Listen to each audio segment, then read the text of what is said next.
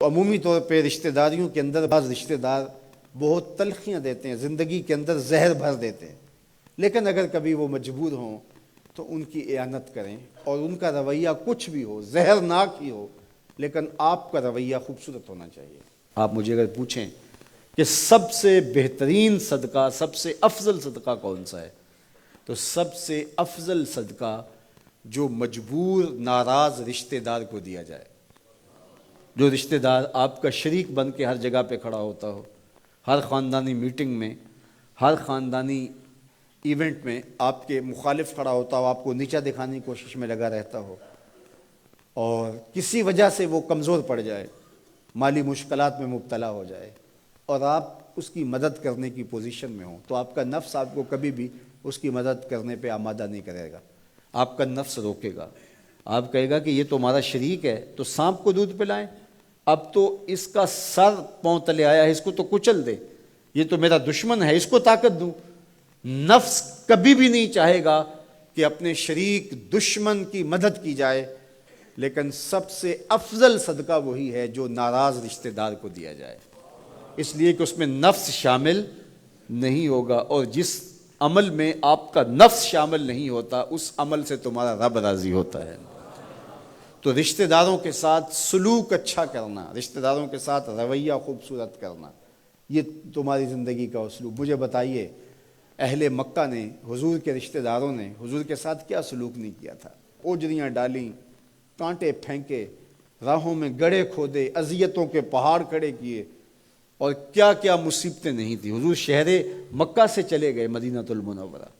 اب جب فتح مکہ ہوا تو حضور جب تشریف لائے تو ناقہ پہ سوار ہیں، تو اب یہ تھر تھر کانپ رہے ہیں سارے رشتہ دار حضور کے، برادری کے لوگ۔ انہیں پتہ تھا کہ آج ہمارا آخری دن آ گیا ہے، اور اگر بڑا بھی رحم ہوا تو کم از کم ہمیں شہر بدر تو کر ہی دیا جائے گا۔ اب حضور تشریف لائے، سب کو جمع کیا، کہا کہ بتاؤ میں تمہارے ساتھ کیا سلوک کروں؟ تو انہوں نے کہا کہ آپ کریم باپ کے کریم بیٹے ہیں، ہمیں آپ سے اچھے سلوک کی توقع ہے، اور ان کو توقع یہ تھی کہ ہمیں قتل نہ کیا جائے، شہر سے نکال دیا جائے۔ تو آقا کریم نے فرمایا اذهبوا انتم الطلقاء، جاؤ چلے جاؤ، میں تمہیں معاف کرتا ہوں۔ اور آج تم سے وہی کہتا ہوں جو حضرت یوسف علیہ السلام نے اپنے بھائیوں سے کہا تھا، لا تثریب علیکم اليوم، جاؤ چلے جاؤ، تم سارے آزاد ہو۔ اور حضور نے سب کو معاف کر دیا۔ معاشرے کے کمزور لوگوں کی حضور علیہ السلام مدد کرتے، ان کا بوجھ حضور اٹھا لیتے۔ دکھیوں کا، کمزوروں کا، لاچاروں کا بوجھ اٹھانے کا مزاج پیدا کرو، لوگوں کی ضرورتوں کو پورا کرنے کی کوشش کرو، اپنے کندھوں پہ بوجھ اٹھاؤ اور ان کا بوجھ ہلکا کرو، یہ مزاج پیدا کرو۔ یہ تمہارے نبی علیہ السلام کی سنت ہے۔ وہ چاہے تمہارا دشمن ہی کیوں نہ ہو، لیکن اس کا بھی بوجھ کم کرو، اس کا بوجھ اپنے ذمہ لو۔ جس کا کوئی کمانے والا نہیں، معذور ہے، اپاہج ہے، لاچار ہے، زیادہ بچوں کا بوجھ ہے، اور ذرائع آمدن تھوڑے ہیں، تو آپ کثیر العیال لوگ ہیں جن کا کوئی مددگار نہیں ہے، آپ ان کی مدد کرتے ہیں، ان کے کام آتے ہیں، آپ ان کے لیے کمائی کرتے ہیں۔ یہ بات ذہن میں رکھیے، کمائی کرتے ہوئے 3 نیتوں کا استحضار رہنا چاہیے، 3 نیتیں آپ کے ساتھ جڑی رہنی چاہیے، تو آپ کا کاروبار، آپ کا رزق کمانا بابرکت ہوگا۔ اگر چوتھی چیز جڑ گئی تو آپ کے کاروبار میں، آپ کے رزق میں پیچیدگی آنا شروع ہو جائیں گے۔ سب سے پہلی نیت آپ کے ساتھ یہ جڑی ہو، عموماً ہم سب کے ساتھ یہ نیت جڑی ہوتی ہے، اور وہ یہ کہ ہم اپنی ضروریات کو خود پورا کریں اور سوال کی ذلت سے بچیں۔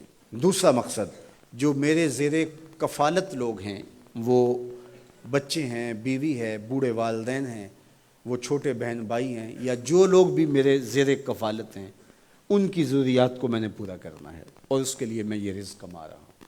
تیسرا مقصد ہمارے ساتھ جڑا ہونا چاہیے، اور جب بھی ہم کمائی کر رہے ہیں تو ہمارے ذہن میں یہ بات ہو کہ معاشرے کے وہ لوگ، وہ میری گلی میں ہیں، میرے رشتہ داروں میں ہیں، میرے محلے میں ہیں، یا کہیں اور ہیں، جن کا کوئی کمانے والا نہیں ہے اور مجبور ہیں، میں ان کی مدد کروں گا۔ اللہ مجھے اس کاروبار سے، اس وسیلہ رزق سے اتنا عطا کر دے کہ میں اپنے بچوں کی کفالت بھی کروں گا، اپنی ضرورت بھی پوری کروں گا، اپنے والدین کی خدمت بھی کروں گا، اور معاشرے کے ان کمزور لوگوں کی مدد بھی کروں گا۔